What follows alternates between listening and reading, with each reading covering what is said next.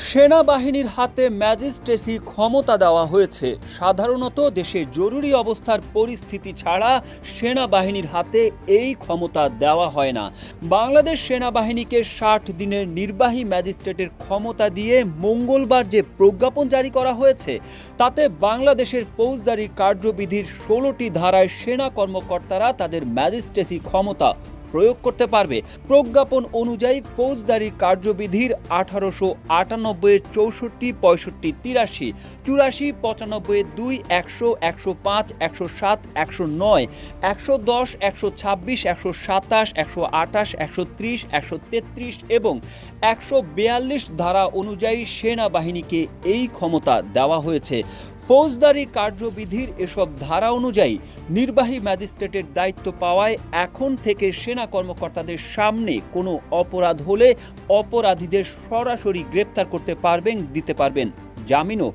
বাংলাদেশের যে কোনো স্থানে গ্রেপ্তারি পরোয়ানা কার্যকর করতে পারবেন সেনা কর্মকর্তারা। গ্রেপ্তারি পরোয়ানা কার্যকর করতে পুলিশকেও নির্দেশনাও দিতে পারবেন তারা।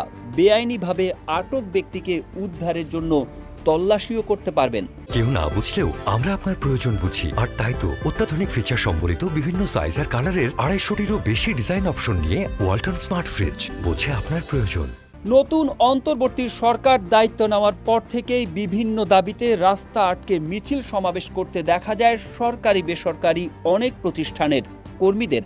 প্রজ্ঞাপন অনুযায়ী এখন থেকে সেনা কর্মকর্তারা বেআইনি সমাবেশ ছত্রভঙ্গ করতে পারবেন। একই সাথে এটি বন্ধে বেসামরিক বাহিনীকেও ব্যবহার করতে পারবে সেনাবাহিনী। এছাড়াও স্থানীয় উপদ্রব নিয়ন্ত্রণে বিভিন্ন আদেশ জারি করতে পারবে, আটক করতে পারবে সন্দেহভাজন ব্যক্তিকেও। সাবেক পুলিশ মহাপরিদর্শক মোহাম্মদ নুরুল হুদা বলেন, কমিশনড সেনা কর্মকর্তারা যখন চার্জ নিবে তখন তারা ম্যাজিস্ট্রেসি পাওয়ার অ্যাক্সেস করতে পারবে। এছাড়াও যে কোনো নির্বাহী ম্যাজিস্ট্রেটকে মোবাইল কোর্ট আইন ২০০৯ এর অধীনে মোবাইল কোর্ট পরিচালনা করার জন্য সরকার এবং সেই সঙ্গে জেলা ম্যাজিস্ট্রেট দ্বারা সংশ্লিষ্ট এখতিয়ারের মধ্যে ক্ষমতা দেওয়া হয়েছে। এই আইনের অধীনে নির্বাহী ম্যাজিস্ট্রেট তার উপস্থিতিতে সংঘটিত অপরাধ বা ঘটনাস্থলে তার বা তার সামনে উন্মোচিত হওয়া অপরাধগুলো বিবেচনায় নিতে পারেন। অভিযুক্তদের স্বীকারোক্তির পর ম্যাজিস্ট্রেট সংশ্লিষ্ট আইন অনুযায়ী অপরাধীকে সাজা দিতে পারেন, তবে কারাদণ্ডের ক্ষেত্রে তা ২ বছরের বেশি হবে না।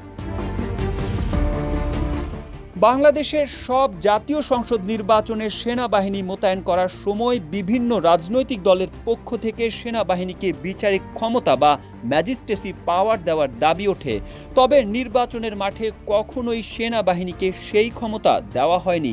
ডক্টর মুহাম্মদ ইউনূসের অন্তর্বর্তীকালীন সরকার সেনাবাহিনীকে এই বিচারিক ক্ষমতা দেওয়ার পর এখন কোনো ধরনের ব্যবস্থা নিতে সেনাবাহিনীকে প্রশাসনের মাঠ পর্যায়ের কর্মকর্তাদের জন্য অপেক্ষা করতে হবে না।